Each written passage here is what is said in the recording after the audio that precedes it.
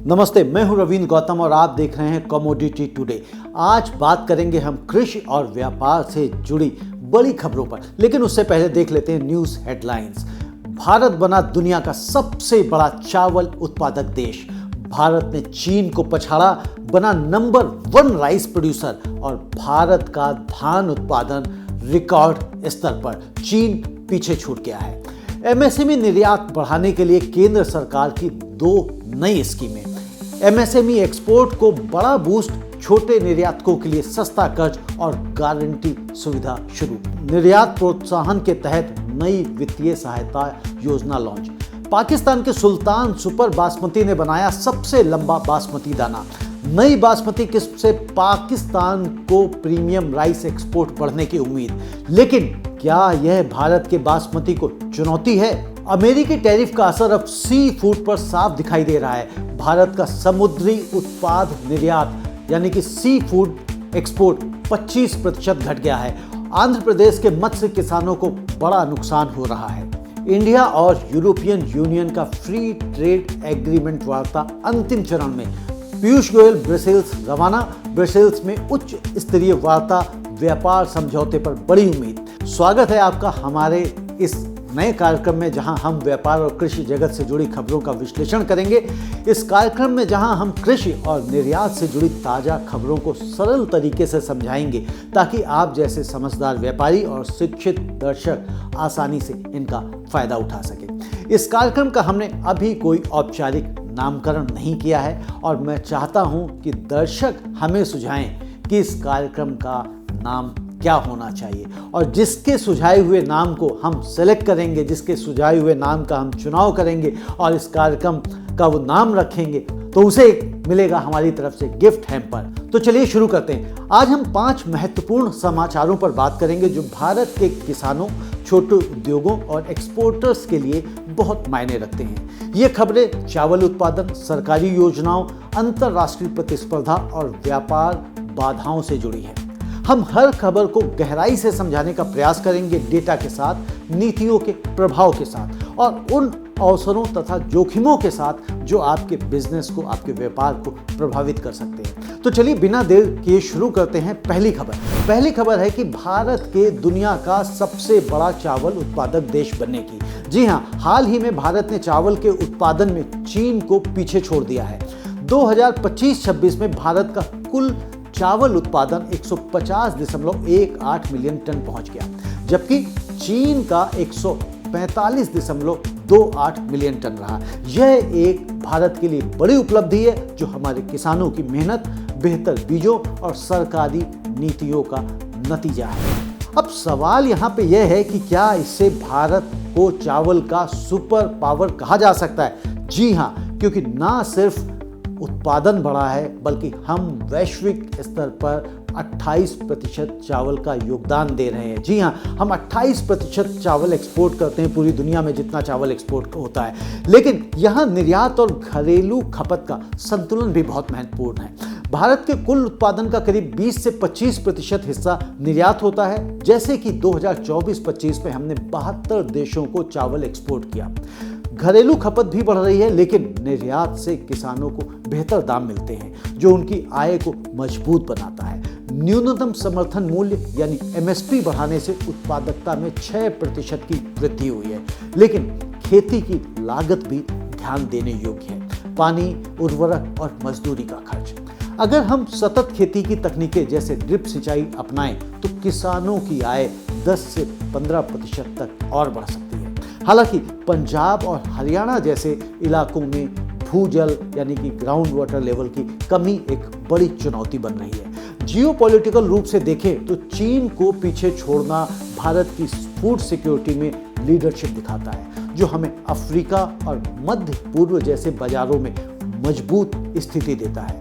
व्यापारियों के लिए यह अवसर है नए बाजारों में ब्रांडिंग करने का, लेकिन जल संकट से आपूर्ति इस सीरीज में, इस श्रृंखला में बाधा ला सकती है।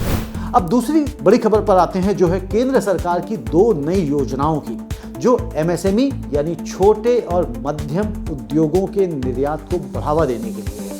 सरकार ने एक्सपोर्ट प्रमोशन मिशन के तहत 2 क्रेडिट से जुड़ी स्कीम्स शुरू की हैं। एक इंटरेस्ट सबवेंशन स्कीम जिसका बजट 5,181 करोड़ रुपए है और दूसरा पैकेज कुल 7,295 करोड़ रुपए का है जो 2025-26 से 2030-31 तक चलेगा। इनका मुख्य उद्देश्य है छोटे निर्यातकों को सस्ता कर्ज और मार्केट एक्सेस प्रोवाइड करना। अब सवाल है कि क्या इससे वाकई क्रेडिट सस्ता होगा? हाँ, होगा, क्योंकि 2.75% की ब्याज सब्सिडी से लोन की दरें 4 से 6% तक कम हो सकती हैं और कोलेट्रल फ्री लोन भी बढ़ेगी। हालांकि यह बैंकिंग सिस्टम की कैपेसिटी पर निर्भर करेगा। छोटे उद्योगों की तुलना में बड़े कॉर्पोरेट पहले से मजबूत हैं, लेकिन इन योजनाओं से एमएसएमई को प्राथमिकता मिलेगी, खासकर कृषि आधारित छोटे प्रोसेसरों और एक्सपोर्टर्स को, जहां निर्यात में 20 से 30% की वृद्धि हो सकती है। एक्सपोर्ट प्रमोशन मिशन यानी निर्यात प्रोत्साहन कितना प्रभावी होगा, यह तो इम्प्लीमेंटेशन पर ही निर्भर करेगा। लेकिन कुल 25,060 करोड़ रुपए के निवेश से निर्यात इकोसिस्टम मजबूत होगा। हालांकि इन्फ्लेशन और ग्लोबल डिमांड जैसे कारक इसे प्रभावित कर सकते हैं। व्यापारियों के लिए यह सुनहरा अवसर है लोन लेकर मशीनरी अपग्रेड करने का, लेकिन प्रॉफिट लॉस की कैलकुलेशन जरूर कर लें। उन्हें ट्रेड फेयर में पार्टिसिपेट करके अपने बाजार को बढ़ाना चाहिए। हालांकि इसमें नौकरशाही एक जोखिम हो सकती है, क्योंकि हम सब जानते हैं कि हमारे देश में ब्यूरोक्रेसी कैसे काम करती है। तीसरी खबर पाकिस्तान की नई सुल्तान सुपर बासमती किस्म से जुड़ी है, जो सीधे हमारे बासमती निर्यात को चुनौती देती प्रतीत हो रही है। 2025 में लॉन्च हुई इस किस्म की दाने की लंबाई 9.66 मिलीमीटर है और पकाने के बाद यह 20 मिलीमीटर तक पहुंच जाती है इसकी लंबाई।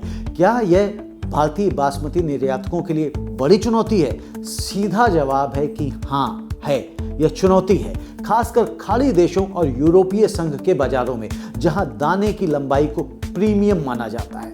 लेकिन भारतीय बासमती का अपना जलवा है। जैसे पूसा बासमती में खुशबू और गुणवत्ता बेहतर है, जो ग्राहकों को ज्यादा आकर्षित करती है।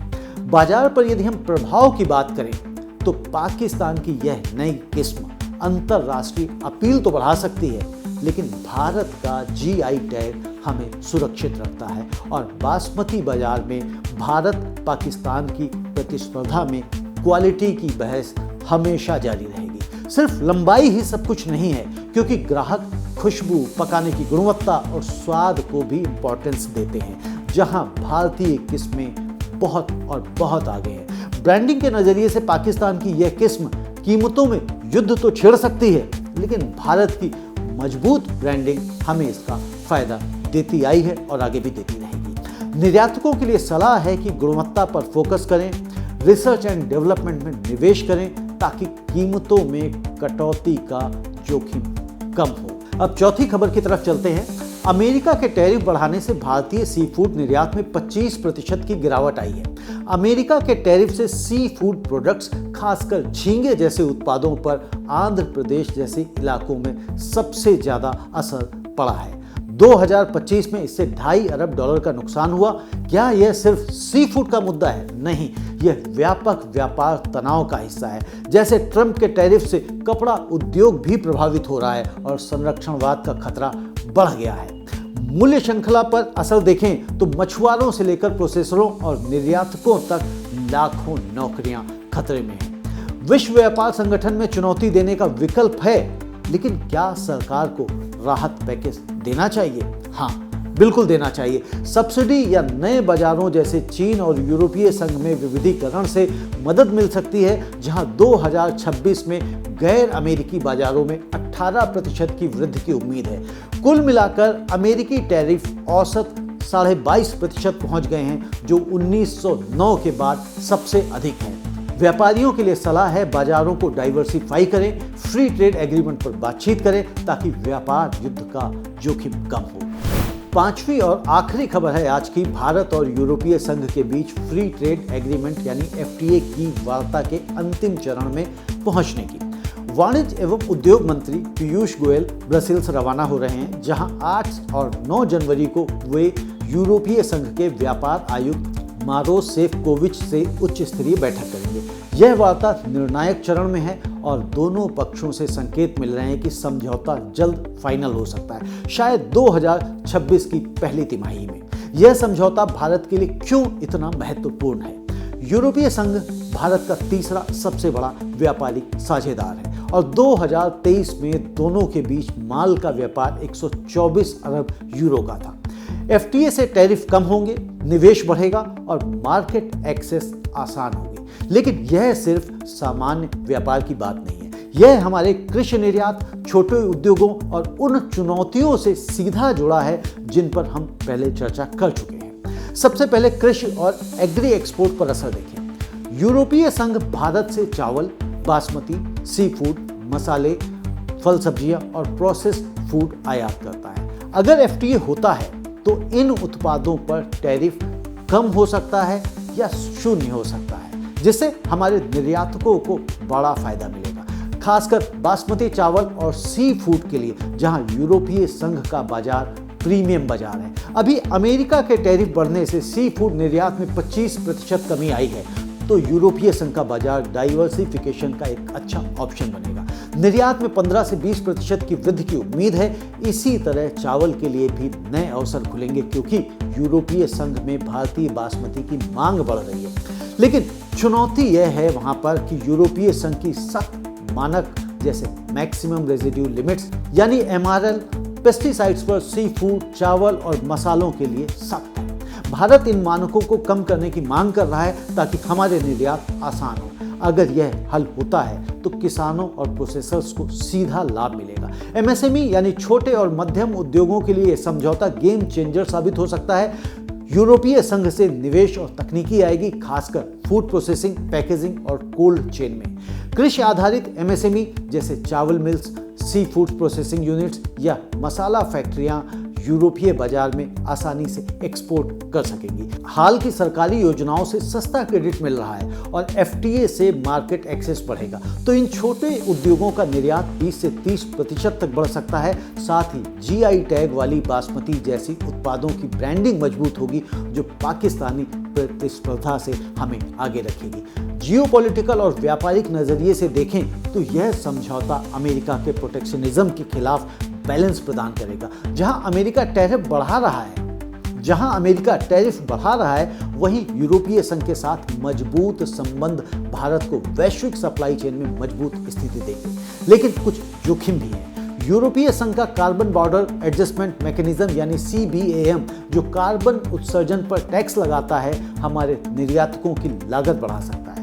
भारत इस बात पर बात कर रहा है ताकि यह व्यापार बाधा ना बने। व्यापारियों और निर्यातकों के लिए सलाह है कि यूरोपीय संघ के मानकों पर तैयारी शुरू कर दें, क्वालिटी सर्टिफिकेशन लें, सस्टेनेबल प्रैक्टिस अपनाएं और नए बाजारों की रिसर्च करें।